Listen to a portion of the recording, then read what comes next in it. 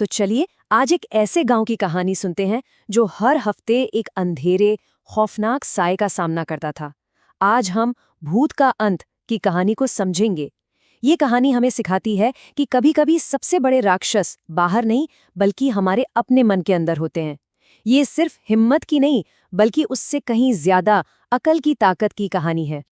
गांव का नाम था ज्वालपुर, एक ऐसा नाम जो कभी जिंदगी से भरपूर था, पर अब लोग इसका नाम लेते हुए भी डरते थे।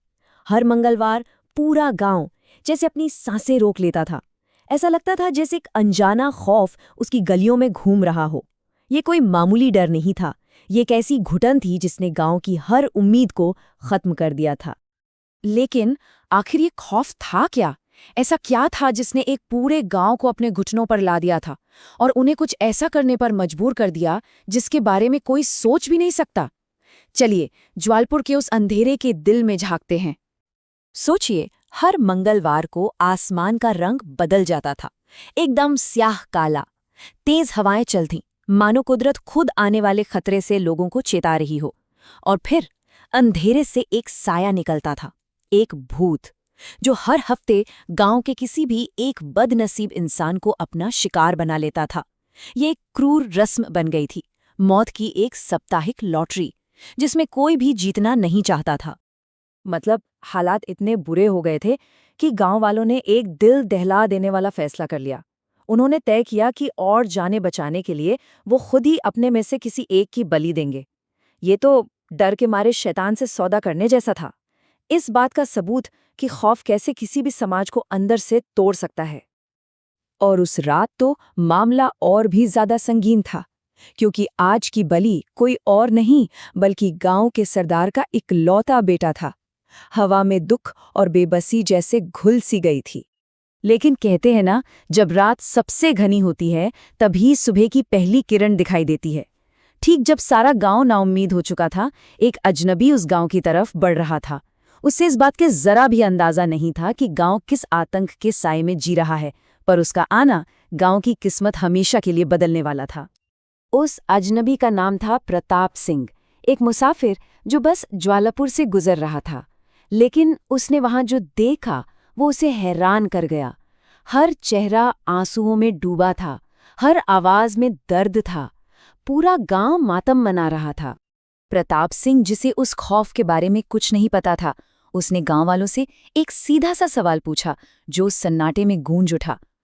उस एक पल में उसने अनजाने में ही सही डर के उस तिलिस्म को तोड़ने का पहला कदम उठा लिया था। जहां गांव वालों को सिर्फ एक न रुकने वाला राक्षस दिख रहा था, वहीं प्रताप सिंह को एक पहेली नजर आई जिसे सुलझाना था। डर कर बैठने की बजाय उसने अपना दिमाग दौड़ाया।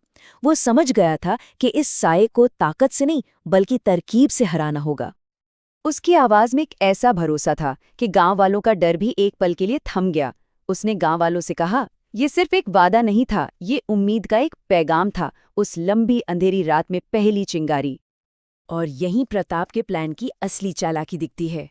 कोई जादू टोना नहीं बल्कि दिमाग का खेल था। सबसे पहले एक बड़ा साइना, ताकि दुश्मन का सामना उसी से करवाया जा सके। फिर सूखी लकड़ियां और लोहे की खूंटे, ताकि एक मजबूत जाल बनाया जा सके। और हाँ, गूगल और लहसुन, ये अंधविश्वास के लिए नहीं बल्कि उसके धुएं से भूत को भ्रमित करने के लिए थे। हर चीज का एक मकसद था। बस फिर क्या था, गांव वालों को उम्मीद की एक किरण दिखी और वो फौरन काम पर लग गए। जैसे ही रात गहरी हुई, सारा इंतजाम हो चुका था और प्रताप उस आईने के पीछे छिप गया। हवा में तनाव तो था, लेकिन इस बार डर के साथ इंतजार भी था। तो जाल बिछ चुका था, रात खामोश थी और अब इंसान और राक्षस के बीच असली मुकाबला शुरू होने वाला था। ठीक आधी रात को एक भयानक गूंज के साथ वो आ गया, सीधा उसी जगह पर जहां उसे अपना अगला शिकार मिलने की उम्मीद थी। लेकिन असल में वहां उसका अंत इंतजार कर रहा था। और जैसे ही भूत जाल के अंदर आया, प्रताप ने एक पल की भी देरी नहीं की। बिजली की तेजी से उसने आईने पर से कपड़ा खींच लिया। प्लान का पहला और सबसे जरूरी कदम पूरा हो चुका था। अपनी जिंदगी में पहली बार उस भूत ने खुद को देखा, और जो उसने देखा उसने उसे अंदर तक हिला दिया। उसका अपना ही भयानक चेहरा उसे घूर रहा था, एक ऐसा राक्षस जिससे वो खुद भी नहीं पहचानता था। अपने घमंड और गुस्से में उसे लगा कि सामने कोई और है जो उसे ललकार रहा है, और बस वो अपनी ही परछाई पर टूट पड़ा। एक ऐसे दुश्मन से लड़ने लगा जो असल में था ही नहीं। प्रताप की चाल कामयाब हो गई थी। उसने भूत के गुस्से को ही उसके खिलाफ हथियार बना दिया था। और बस इसी पल का तो इंतजार था। प्रताप ने लकड़ियों में आग लगा दी और देखते ही देखते आग की एक दीवार आसमान की ओर उठने लगी। गूगल और लहसुन के धुएं ने हवा को भर दिया। भूत का दम घोटने लगा। अब वो आग की लपटों और लोहे के खूंटों के बीच फंस चुका था। भागने का कोई रास्ता नहीं था। और कहते हैं कि अंत में जब आग की लपटें उसे निगल रही थीं, तो उसकी चीखों में दहशत नहीं थी, बल्कि एक लाचारी थी, जैसे कोई रहम की भीख मांग रहा हो। और बस इसी के साथ उस भूत का अंत हो गया। लेकिन ये कहानी सिर्फ एक राक्षस के मरने की नहीं है। ये कहानी है एक बहुत बड़ी जीत की, अक्ल की जीत की। जालपुर को आज़ादी मिल गई, लेकिन उससे भी ज्यादा जरूरी ये था कि गांव वालों ने एक बहुत कीमती सबक सीखा। जिस डर को वो कभी न हारने वाला मान चुके थे, वो असल में सिर्फ एक परछाई थी, जिसे तर्क और साहस से हराया जा सकता था। प्रताप की उस एक योजना ने जालपुर को हमेशा के लिए बदल दिया। लोगों ने सीखा कि जिन राक्षसों से वो सबसे ज्यादा डरते थे, उन्हें हराया जा सकता है। बुद्धि और हिम्मत से वो किसी भी अंधेरे को दूर भगा सकते हैं, चाहे वो कितना भी घना क्यों ना हो। तो भूत का अंत की कहानी हमें एक जरूरी सवाल के साथ छोड़ जाती है। क्या हमारी जिंदगी के सभी भूत, हमारे डर, हमारी चुनौतियां, हमारे शक सिर्फ समझदारी की रोशनी से हराए जा सकते हैं?